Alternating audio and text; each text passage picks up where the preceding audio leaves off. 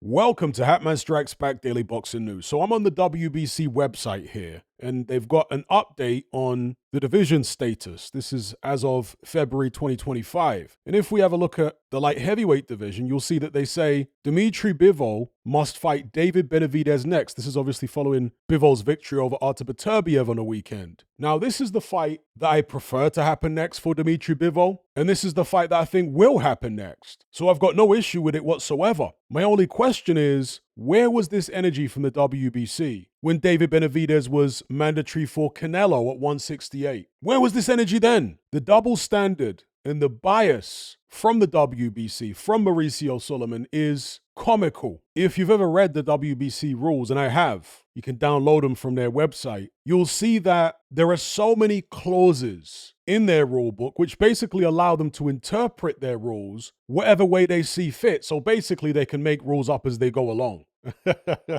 And this kind of indemnifies them in a lot of cases from any legal action from fighters. Their rules are a joke, basically. And that's how you have situations like this where, again, Canelo was allowed to avoid David Benavidez for, what was it, a year or more, 2 years? But somehow at light heavyweight, Bivol's being told he must fight David Benavidez next. That quick. He's only just become champion. Again, I've got no issue with it per se. It's just the double standard that I have an issue with. They should have come with this type of energy when Benavidez was still at 168 and imposed Benavidez upon Canelo. In any event, if this fight does indeed take place between Bivol and Benavidez, I think coming off the back of the Artur Beterbiev fight, a lot of people are going to be almost writing Benavidez off. But when I look at the styles, when I look at the size of Benavidez in terms of height and reach, when I look at the improvements Benavidez has made over the past few years, dare I say it, I think this is an extremely difficult fight for Dmitry Bivol. A couple of fights back, when Benavidez was still at 168, I might have been singing a different tune, but based on his most recent form against David Morrell, yeah, I think Benavidez gives Bivol all he can handle. He's not the puncher that Artur Beterbiev is, probably not as physically strong, but he's a lot younger. He throws a lot more punches. He's taller. I want to say he's got a longer reach, and he has a very creative offense. If Beterbiev can be criticized on something, it's that his offense is sometimes a bit predictable, or at least more predictable than Benavidez's offense, in my opinion. So I think it's a really good fight. I think it's a tough fight for both guys. Benavidez has never fought a boxer like Bivol before, not even close. So it's a tough fight for both of them. I see it as maybe like 55-45 in Bivol's favor. Yeah, I think it's that competitive. I would not see a Benavidez win